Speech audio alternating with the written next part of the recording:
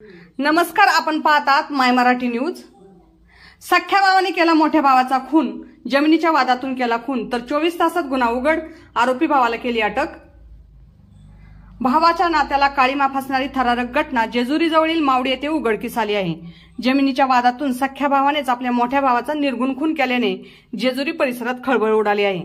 विशेष म्हणजे जेजुरी पोलिसांनी ही केस केवळ 24 तासात उघडकीस आणत आरोपीला बेड्या ठोकल्या आहेत।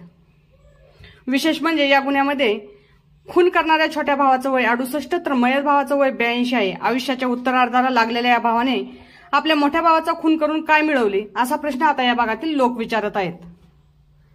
याबाबत जेजुरी पोलिसांनी दिलेल्या माहितीनुसार दिनांक 1 ऑगस्ट 2025 रोजी सकाळच्या सुमारास ज्ञानदेव लक्ष्मण भामे वय 82 यांचा मृतदेह बाजरीच्या शेतामध्ये आढळून आला होता। प्रथमदर्शनी हा मृत्यू नैसर्गिक असावा असे वाटत होते, मात्र पोलिसांना काही गोष्टी संशयास्पद वाटल्या आणि चौकशीतून खळबळजनक माहिती पुढे आली।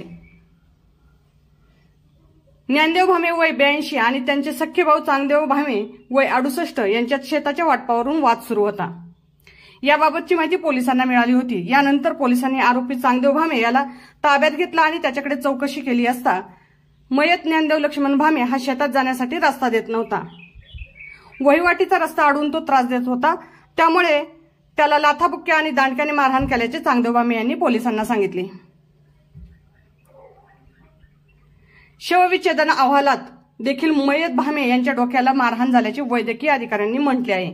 यानंतर पोलिसांनी आरोपी चांगदेव भामे याला ताब्यात घेतला आहे। त्याला न्यायालयासमोर हजर केले असता न्यायालयाने त्याची रवानगी पोलीस कोठडीत केली।